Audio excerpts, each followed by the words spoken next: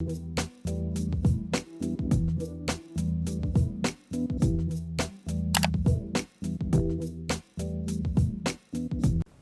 it's the Wave Report. This is Tromonte. I'm here with my beloved sister.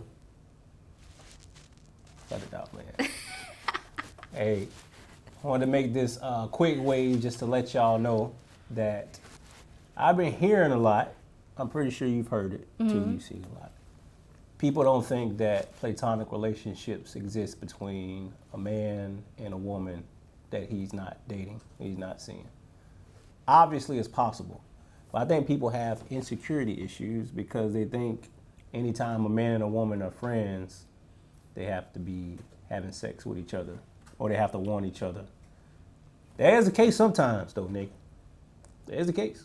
Mm-hmm. But we have demonstrated that that's not always the case. And you can form friendships because now Sireta's a part of my family. They love her a lot. I don't know why. They love her a lot. But have you seen this across social media a lot? Why do you think people don't believe that it's possible? Most people are full of shit. Can you repeat that louder? Most people are full of shit. What do you mean by that? Okay, for one, most guys, they just want to act like they want to be your friend just so they have, underlining reasons of why they try to. Then you have people that are in a relationship, they feel like they own that person. So they feel like that person shouldn't have any other friends but them.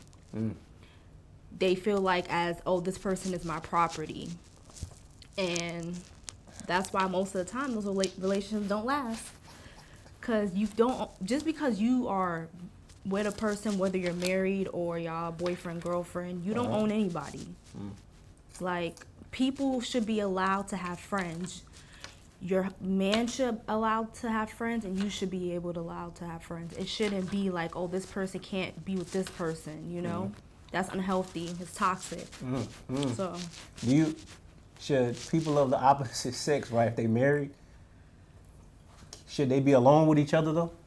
Where's the line? Where you cross the line? You have to draw the line at some point. There's always boundaries, I feel. Once you set those boundaries from the beginning and you know what those boundaries are, you know how to be able to operate. But yeah, there's definitely boundaries. Like, you shouldn't call, I would never call Monte past 10 o'clock. I mean, unless somebody died or something. Emergency. But the emergencies, like if something was to happen, but just to call him past bedtime when he's laying up in the bed with his wife, that I'm also friends with, that's just a little bit too much for me. I'll call you in the morning.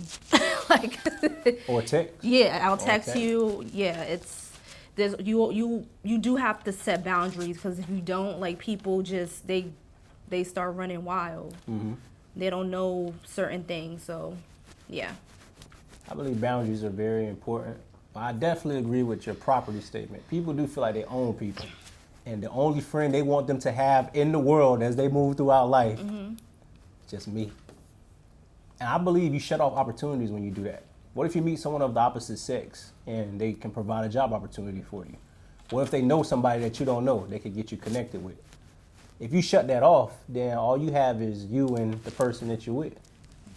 And, the world is large. You're going to meet so many different people you work with. Ironically, I think that's why a lot of people cheat when they step out, because they feel like they're in prison at home or in their relationship.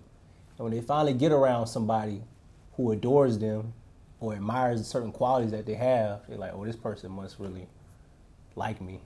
They don't really like you, but that's besides the point.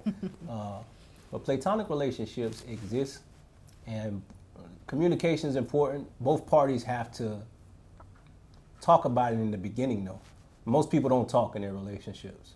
So they're like, well, do you already have friends? Some people, if you come into the relationship with friends of the opposite sex, they want you to cut them off, like cut all of them off and start anew. I don't think that's fair. Yeah, it's not. It's just selfish. You built up that relationship over years, and just to have somebody new who may not be in your life next year come in and cut them off. My wife has a male best friend. That nigga's crazy. That's my brother. I love him because he's crazy. But I wouldn't have had that ability to form that rapport with him if I was just like, hey, yeah, you know them for a long time, but fuck that, you gotta cut them off. That's not fair to my that. wife. A lot of people do that. That's insecurity. That's insecurity, man. And I have a few female friends who I can trust, who I don't want anything from them. They don't want anything from me. A lot of them have helped my relationship, and vice versa, you know. But you imagine now if something like you have a male best friend or you have a female best friend or whatever the case is, and you get like that one text like, "Hey, I think you look really good." It's over. That nigga's trying to fuck. Yeah, you gotta get That him out of nigga's trying to here. hit. Or vice versa, if the female was like, "Yeah, come by tonight at this time," and you're in a relationship. They you're in plotting. a relationship. That's something you probably have to stay away from. Yeah, you have to be able to distinguish like what is not right and what is right. People should know how to take compliments too, man. You can say somebody looks good without wanting to get them in bed. We're adults here. There's nothing wrong with admiring how somebody looks one day, or saying that somebody's intelligent, or I think you're good at this. I think people take it overboard, like everybody's trying to holler at them and stuff like that. Mm-hmm. People do have bad intentions. I admit. Hey man, look, I don't care who you with. I'm trying to get in, but that's not half the time. That's not it. And you'll form lifelong relationships if you just approach things with the right intentions. And I'm glad that I have you as my sister. Oh my God.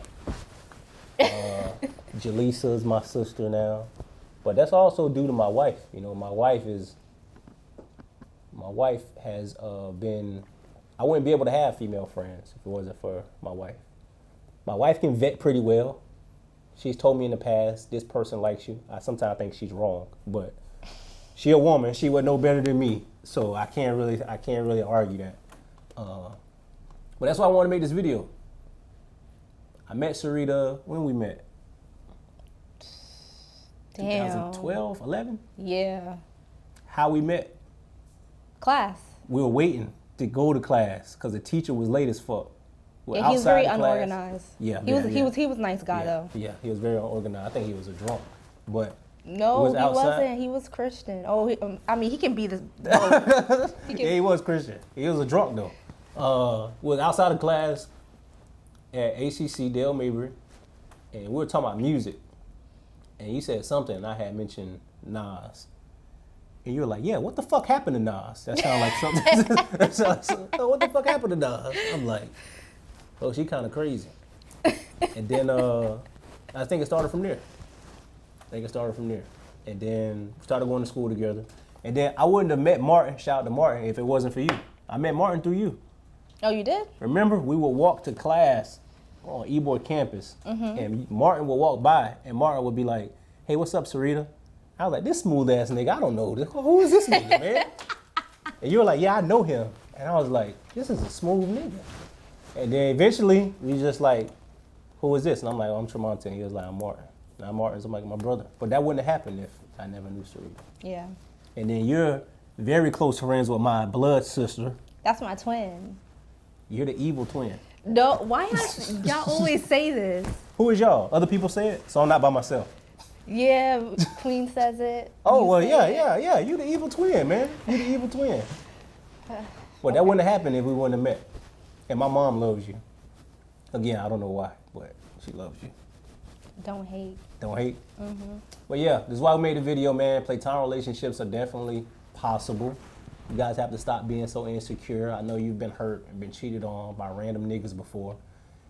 Hey, you gotta just take the L sometimes. But that doesn't mean that every guy that enters your life wants to get you in bed or do something sexual with you. Some dudes, very few, want to genuinely be your friend and help you grow and help you get to where you want to in life. So that's my message here at the Wave Report, Tromonte. Open your mind. Open up. Possibilities are endless. Stop being so scared. Hey, follow the wave. I'll get with y'all soon. Peace.